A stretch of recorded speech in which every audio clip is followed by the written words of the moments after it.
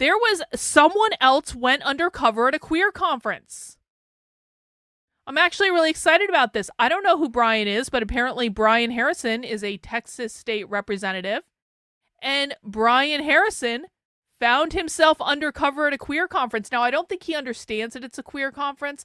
I think, like most conservatives, he thinks this is about transing the kids or sexualizing the kids, when we know, because we watch queer Marxists all the time, we watch queer theory all the time, we know exactly what Brian walked into, and he walked into a radical revolutionary anarcho-communist queer conference, and he just doesn't know that because no one has taught him this. It's not his fault. It's the fault of the people who are meant to educate conservatives who don't do their job. But we know what this is. And I just wanted to show you what Brian found, because he actually did post some really good queer materials for us.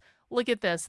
He posted a bunch of pictures, and I got to give props. I mean, you guys remember we had that instance of someone going viral on Twitter a couple months ago for saying, I went to a secret Antifa meeting and recorded it. And then we were like, okay, can you release the recording because we want to know what Antifa said? And they refused, and they threw a giant hissy fit and all that stuff. What Brian did, State Representative Harrison, I don't want to be disrespectful. What Brian did is he took photos and he released them. And he's going viral on Twitter for it, and good for him. He should be. The more people who see this stuff, the better. But he's doing the correct thing, which is you go undercover at the event, you get a bunch of evidence, you put it on the internet so that other people can learn from it, and we can all see what's going on at all these secret events all over the country. So check this out.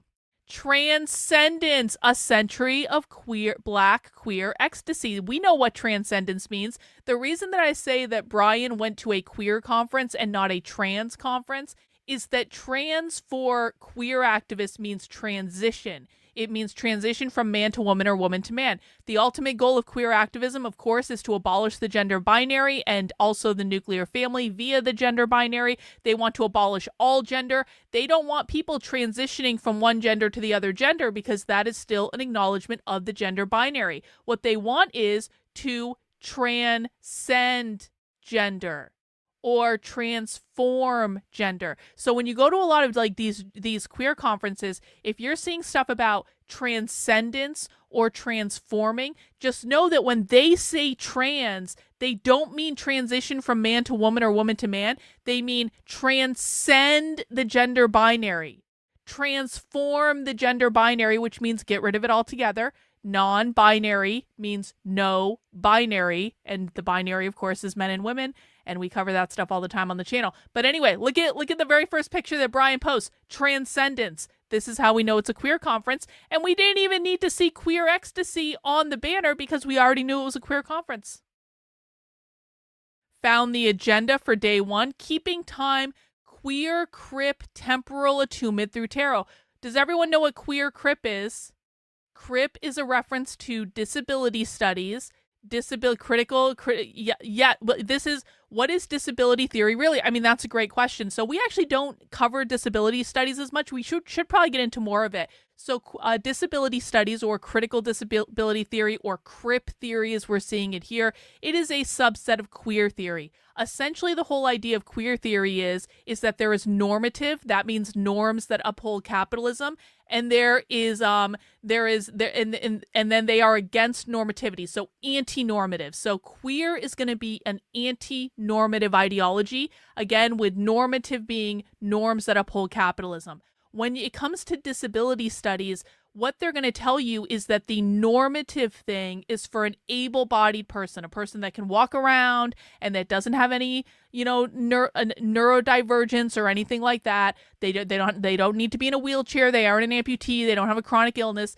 Able body is considered normative.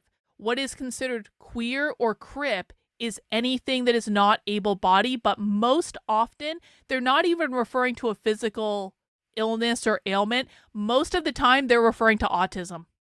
Most of the time they're referring to neurodivergence, but that is almost always a reference to autism. And guess what? Their autism is almost entirely self-diagnosed.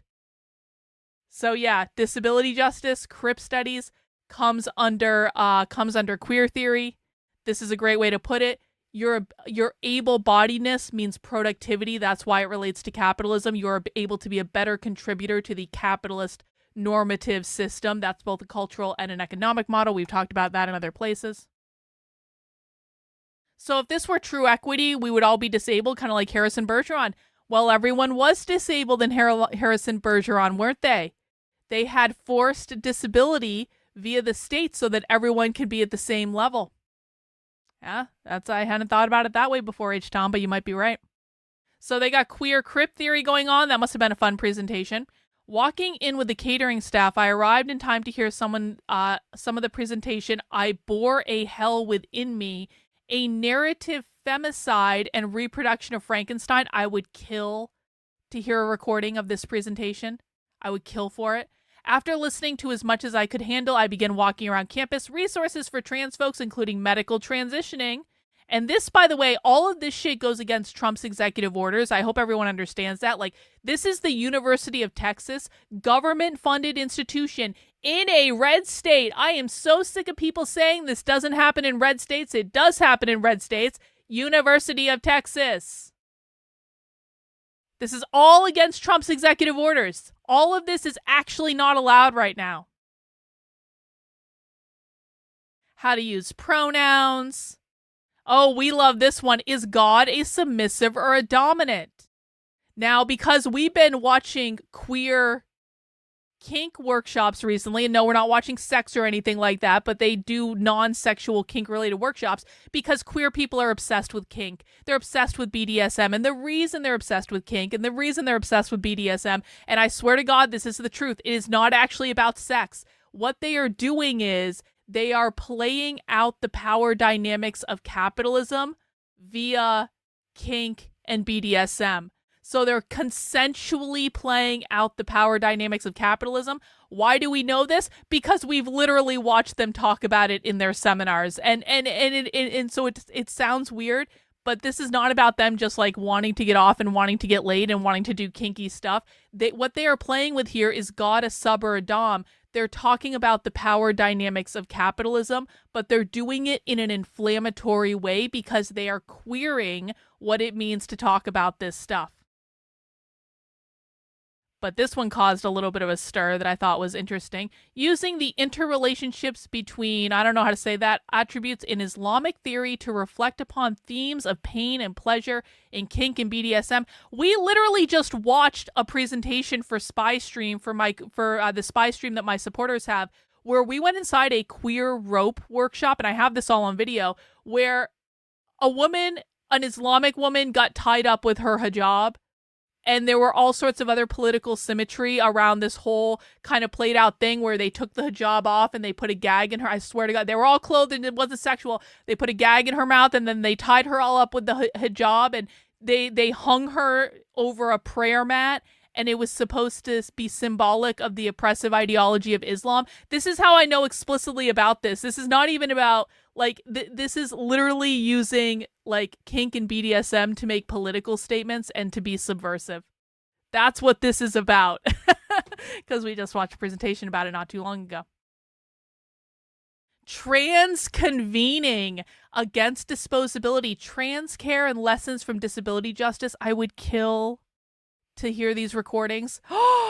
We have to read this book, Terrorizing Gender, Transgender Visibility, and the Surveillance Practices of the Security State. Oh, wow, that's queer Marxism all over it, isn't it?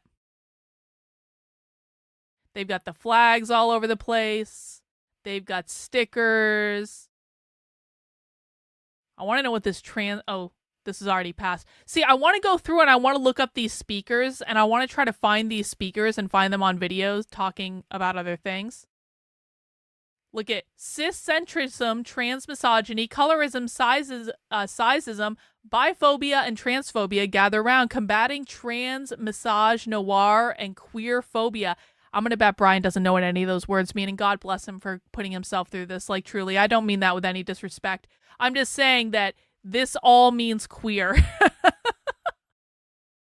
More flags. And this is all coming out of the Gender and Sexuality Center at the University of Texas, so that's going to go over real well for them. They've got a whole bookcase of trans and queer books.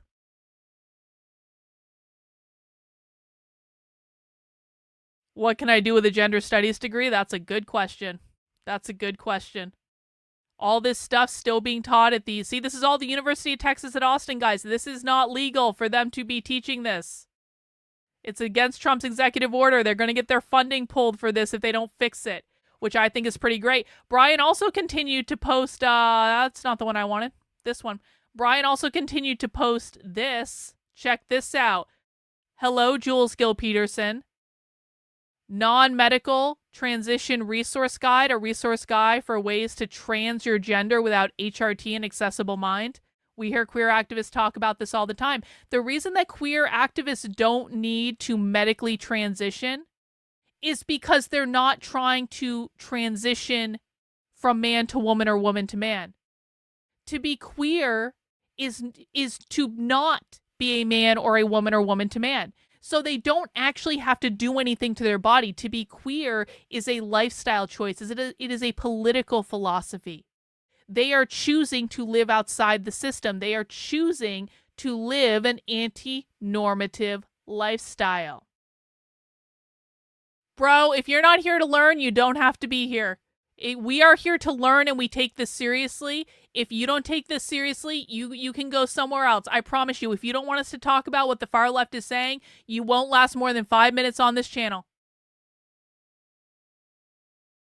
So that's why they're saying a non-medical transition resource guide, because they don't believe in medical transition, because it's not about going from man to woman or woman to man. It is about transcending gender or transforming gender, living outside the binary. They do that in other ways.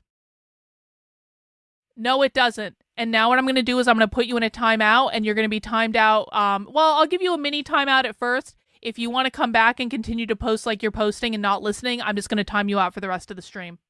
And then you can sit and listen, and you can learn. But you're not going to shitpost in my chat. It's against the rules. So he goes through all of this: voice training, binding, what to do if you can't buy a chest binder. I mean, this is all produced by queer activists. Tucking, packing. Look at this. All non-medical transition.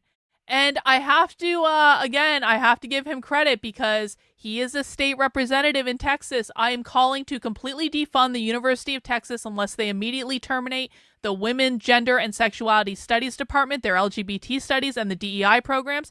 Yes. Yes, Brian Harrison. Yes. Yes. We salute you. Brian, he walked into the belly of the beast. He was around all the queer insanity. I've been undercover at many of these events. I know exactly what that's like. And look at how quickly he took action. How beautiful.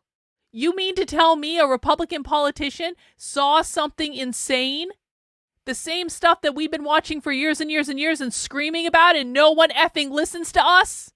But a Republican politician finally got clued in. He went undercover. He saw what was happening for himself. He took a bunch of pictures and he did something about it. Oh, I sent him a DM on Twitter. Whether he answers me is I sent him a very nice DM. I hope he does answer me. I would like to start. Part of what I'm going to be doing this year is I'm going to be doing more outreach to try to teach people about stuff like this, because like I keep saying, people don't understand. We are about to see a massive resurgence in queer activism. I promise you. A massive, massive, massive resurgence. So I hope he answers. If he doesn't, that's okay, because he still did a pretty good job with this whole thing. So we appreciate that.